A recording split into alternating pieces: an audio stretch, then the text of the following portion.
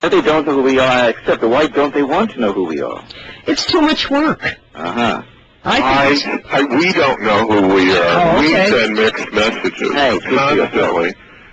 Half of us are leading the battle, the cultural battle, to give a broad okay to homosexuality, to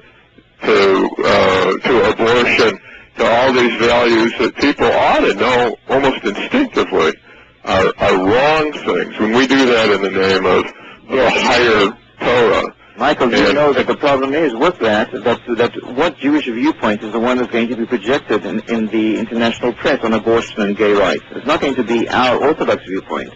The one they're going to hear the Jews are liberal on these issues. The Jews are in favor of abortion. Beyond liberal, rough. Whatever you want to call it. But that's the one that's going to be in the public's eye.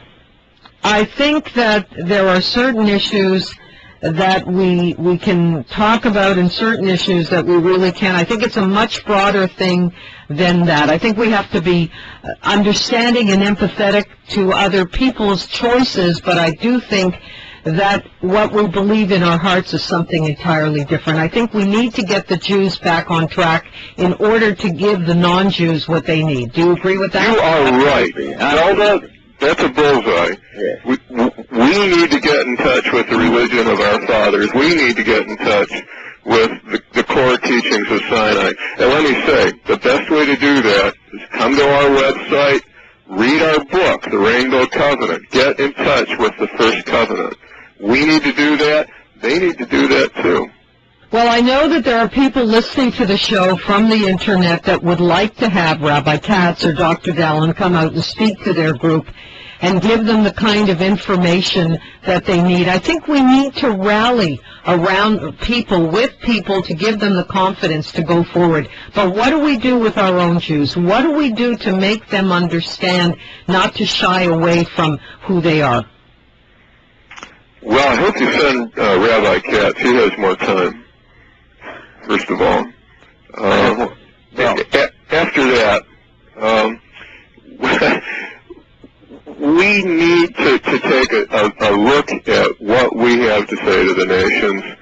And I think once the nations begin seeing what the core teachings of Sinai really are, and they don't know, they don't spend enough time in Genesis and what they call the Old Testament.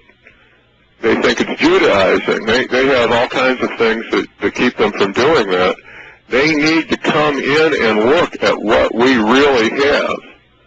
And we need to show it to them, and they need to take a look. Well, I think that, that's, Rabbi Katz, I think you'd want to say that most people, I think it's all fear. We don't want to learn anymore, because if we learn more, we have to do something about what we're not doing now. As Jack Nicholson said, they're afraid of the truth.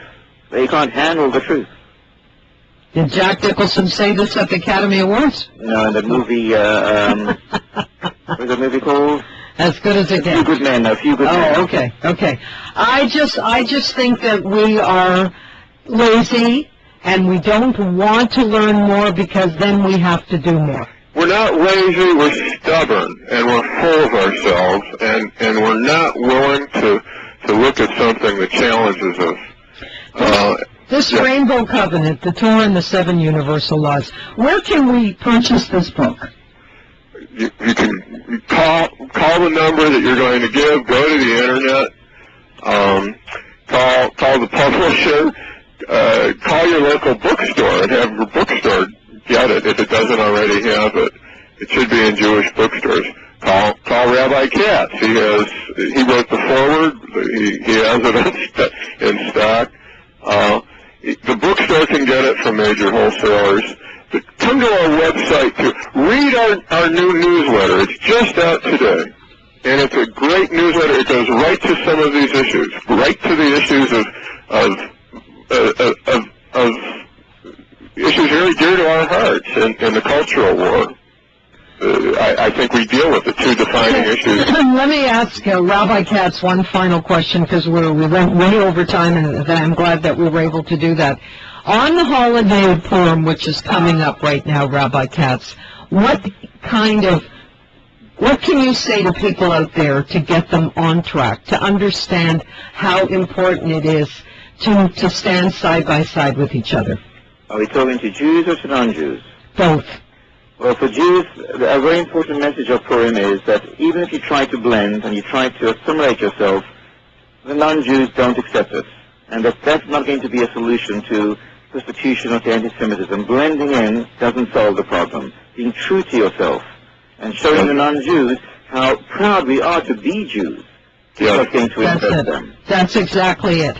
Gentlemen, thank you very much for joining us. Please, people, go out and get the Rainbow Covenant, Torah and the Seven Universal Laws. Somewhere in the future, both Rabbi Katz, Dr. Dallen are going to be on the open line show where they'll be able to answer your questions. But right now, the most important thing is to read this book, and things might change for you at that point. Okay, guys, we'll talk to you again in the future in a couple of weeks. Thank you for being with us, and Chag Sameach to both of you. Thanks very much. Happy Purim. Take care. Bye. The Rainbow Covenant with Dr. Michael Dallen has been made possible by First Covenant Foundation. Online, rainbowcovenant.org, firstcovenant.com, or call 1-313-891-1920.